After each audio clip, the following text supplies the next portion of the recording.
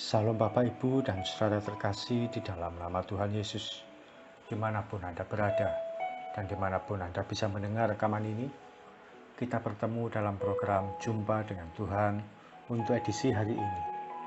Sebagai dasar kebenaran firman Tuhan, saya akan bacakan dari Mazmur 91 ayat 15.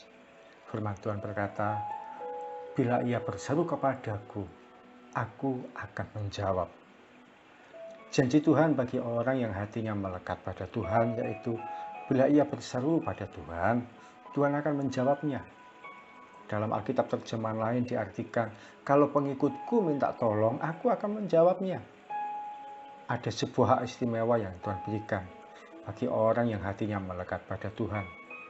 Ketika dia berseru, berteriak, atau berdoa, Tuhan akan respon dan menjawabnya.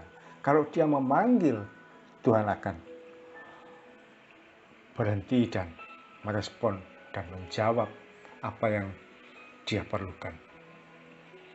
Dalam teori doa memang ada 3 jawaban, yaitu ya, tidak, dan tunggu. Namun orang yang hatinya melekat pada Tuhan, mengasihi Tuhan, dan bergaul karib dengan Tuhan, maka dia akan menerima jawaban doa yang dikabulkan.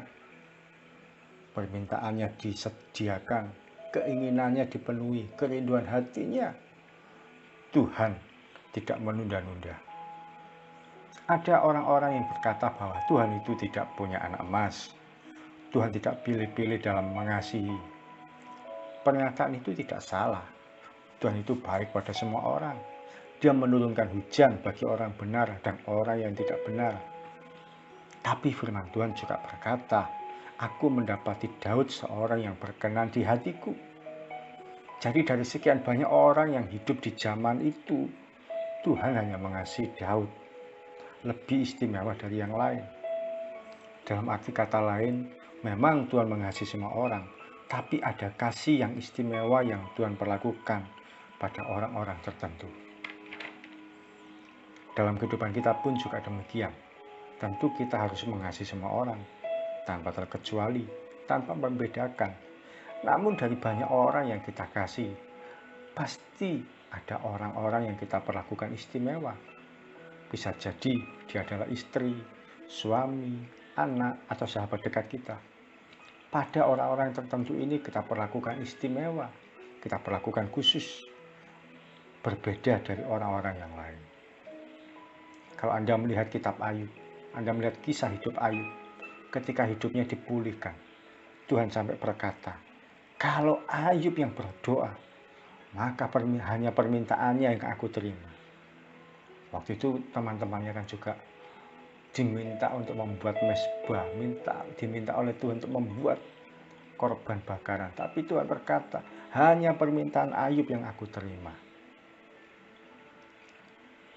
Luar biasa bukan? Orang yang hatinya melekat pada Tuhan, Tuhan perlakukan istimewa. Saya pun punya orang-orang tertentu yang saya perlakukan istimewa. Saya akan bebas ngobrol apapun, bahkan apa yang dia minta akan saya berikan tanpa banyak pertimbangan. Di antara mereka tentu ada lingkaran terdekat, yaitu istri dan anak, dan juga sahabat dekat saya, yang kepada dia saya bebas ngobrol, saya bebas bicara. Kalau dia minta tolong, saya tidak perlu berpikir 2, 3, 4 kali. Saya akan berkata, ya, saya akan menolong Anda. Ada sebuah kesaksian yang keluarga kami alami baru-baru ini. Saya tidak bermaksud apa-apa melalui cerita ini, tidak bermaksud minta sesuatu atau apa. Tapi saya harus ceritakan ini, karena ini salah satu bentuk kesaksian atau kebaikan Tuhan yang kami alami. Sekali lagi dalam nama Tuhan Yesus. Melalui cerita kesaksian ini saya tidak meminta atau berharap sesuatu pada siapapun. Beberapa hari lalu, ketika sudah memasuki tanggal 11, saya sudah mulai berpikir, bagaimana ya Tuhan untuk bayar listrik bulan ini, dan juga untuk bayar-bayar kebutuhan yang lain. Selama beberapa bulan, memang kakak saya yang menyubsidi kami untuk membayar listrik bulanan di rumah kami, rumah yang saya tempati bersama istri dan anak. Dia yang menyediakan, dia yang transfer langsung maksudnya dia yang membayar listrik, membayar uang telepon, dan saya hanya membayar yang kecil-kecil saja, yang sifatnya sehari-hari. Saya pada akhir bulan lalu kakak saya ini berkata pada saya, supaya bulan berikutnya, yaitu bulan ini, saya bayar listrik sendiri untuk rumah kami ini. Saya tentu tidak bisa menolak, oleh karena semua pemakaian sehari-hari ada dalam kendali saya dan keluarga. Kalau kakak saya selalu bayar awal bulan, dia bisa tepat waktu. Tapi saya berjanji akan bayar meskipun tidak awal bulan. Ya, karena memang bagi saya tidak mudah untuk mengusahakannya. Hari itu memasuki tanggal 11 pagi. Saya jalan pagi sambil berdoa. Saya berhenti di satu titik dan saya berkata, Tuhan, ini sudah tanggal 11. Saya harus bayar banyak tagihan dan tanggungan. Ada listrik, telepon rumah, juga bayar air, dan belum untuk kebutuhan sehari-hari. Keuangannya tidak ada, Tuhan. Bagaimana ya Tuhan untuk menyelesaikannya?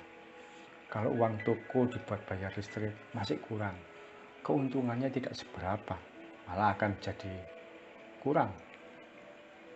Dan saya berkata, saya ini kan melayani Engkau ya Tuhan. Saya percaya Engkau lebih dari mampu untuk menolong kami. Saya ini melayani Engkau Tuhan.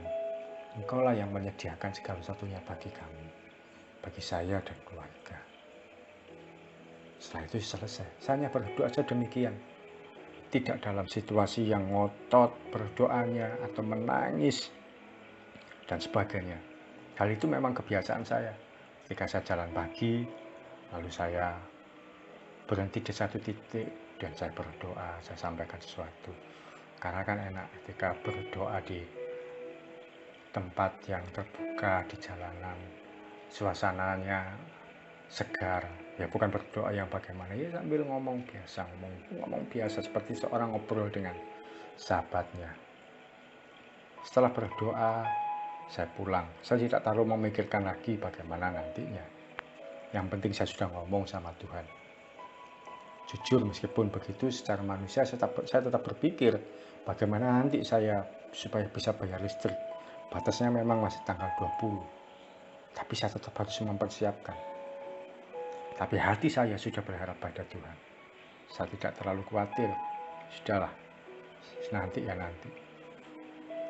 Siang hari di sela-sela istirahat di kamar, sambil baca berita-berita secara online, lalu juga balas sharing orang-orang yang bertanya, orang-orang yang minta didoakan, saya balas sharing mereka melalui WA. Saya coba iseng-iseng saja buka rekening, saya cek rekening melalui HP, melalui internet. Puji Tuhan, ada nilai uang yang masuk dalam jumlah yang cukup besar untuk bisa bayar tanggungan kami. Bisa buat bayar listrik, bayar telepon rumah, dan bayar air, dan juga kebutuhan sehari-hari kami. Tanpa saya ketahui lebih dulu, tanpa saya tahu nama pengirimnya, siapa yang mengirim, karena tidak ada kabar. Sehingga uang itu bisa segera saya bayarkan. Tuhan yang sediakan. Pagi hari saya berdoa, siang hari Tuhan sediakan. Hari ini miliki kehidupan yang melekat pada Tuhan. Miliki dan nikmati pergaulan yang karib dengan Tuhan.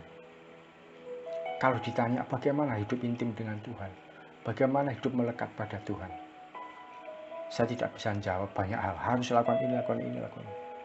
Saya cuma bisa punya prinsip, dahulukan Tuhan, istimewakan Tuhan lebih dari yang lain. Maka Tuhan pun akan mengistimewakan kita. Mari kita datang pada Tuhan. Tuhan Yesus, ini kami datang kepadamu. Kami mau Tuhan punya hati yang intim, yang melekat pada Tuhan. Dan kami percaya ketika hati ini intim, melekat pada Tuhan, bergaul karib dengan Tuhan, Engkau berjanji ketika kami berseru kepadamu, Engkau menjawab, Engkau menyediakan segala apa yang kami pergumulkan, yang menjadi kerinduan kami. Tuhan tidak akan menundanya. Kami percaya itu Tuhan. Karena itu Tuhan, ajari kami, enggak cuma fokus pada doa yang dijawab, tapi kami memiliki hati yang melekat pada Tuhan, mengasihi Engkau, mengutamakan Engkau lebih dari yang lain. Ini kami anak-anak-Mu Tuhan dalam aktivitas mereka sepanjang hari ini.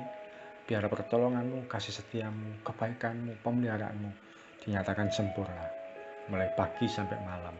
Diberkati yang berusaha, diberkati yang bekerja, diberkati yang ibu rumah tangga, diberkati yang melayani, diberkati yang masih studi. Di dalam nama Yesus, kami berdoa dan mengucap syukur. Amin.